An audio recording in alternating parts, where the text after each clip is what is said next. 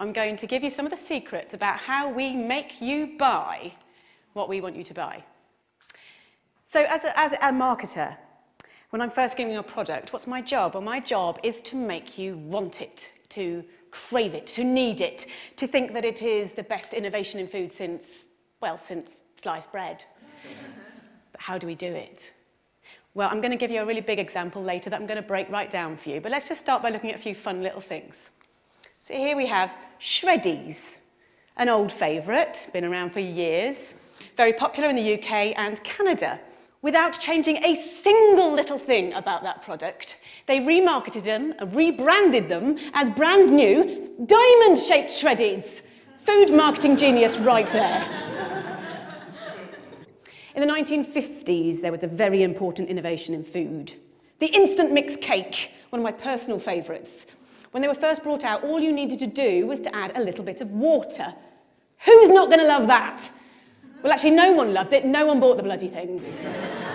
So they did a bit of research. And what they found was that the main consumer, the target consumer, the housewife, felt that it was cheating. They didn't want to pass off such an easy thing as their own baking to their partners, their husbands, their families, whatever. So what did the producers have to do? They had to make it harder. So now you had to add water and an egg. And sales exploded. But these examples, these are just chicken feed compared to what I really want to talk about tonight, and that is chickens and pigs and cows. So when we think about where chickens, etc. come from, we think about something a bit like that. That's also our instinctive idea, but we all know if we really think about it, if we think about it deeply, it's probably a little bit more like that. But that's a lot nicer. It's a lot more romantic. So how do we give you this impression? Well, there are 3 techniques that we use. The third of which is our secret weapon, and I am going to blow it for you tonight, so please stay primed for that. Let's look at technique number 1. Everybody believes what's on the label. So let's look at some examples. Some of my favourites, some of the ones I use all the time. I'll use farm fresh. I'll use 100% natural. I'll use butcher's choice. But what does that really actually mean? Well, truthfully, it doesn't mean very much. If we see that on the label, we feel a bit more confident. But let's have a look at what a farm really looks like. It probably looks like that. Now, this is a concentrated animal feeding operation. I'm going to run that past you again. It's a concentrated animal feeding operation. That's not going to look great on a label. Hence, we use farm fresh. Innovation number 2. This is what we use. We focus on progress. Intensive farming was born out of necessity. At the end of the Second World War, resources were extremely tight.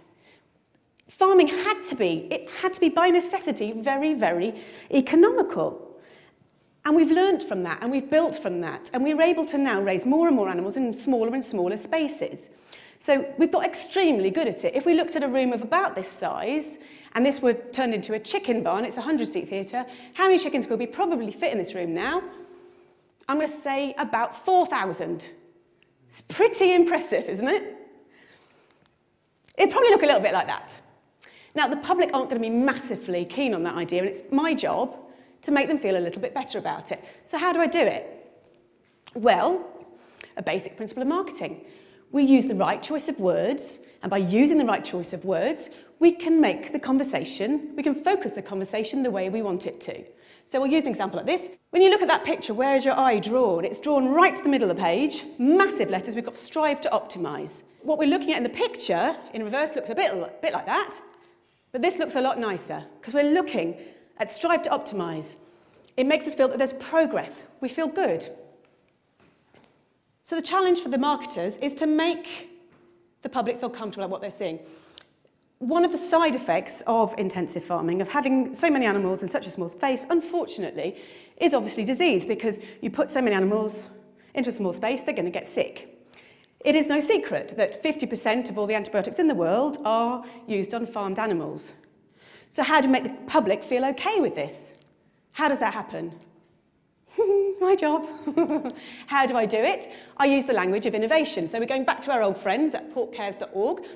And what they do is they say, as farming has become more efficient, veterinarians have incorporated new technologies and methods into practice. This makes us feel good. This is positive. Yeah? This is progress.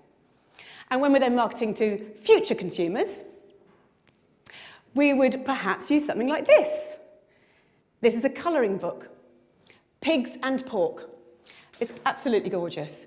And what we're doing here is we're getting the children to focus on the fact that we're using innovation. So by bringing the pigs out from the muddy fields and into the clean barns, we're taking them away from all that nasty, dirty mud and all the diseases that are lurking there within. Positive. So onto our secret weapon. This is what we really need to focus on. So these two techniques alone, they are not going to work. We need a secret weapon, number 3. It is actually in this room right now. Secret weapon! It is you. So how do we do it? When you're in the supermarket, you don't want to think about where those products have come from. You don't want to think about how those animals have been reared, how they've been treated. The power of willful ignorance cannot be overstated. This is systemised cruelty on a massive scale, and we only get away with it because everyone is prepared to look the other way. Thank you.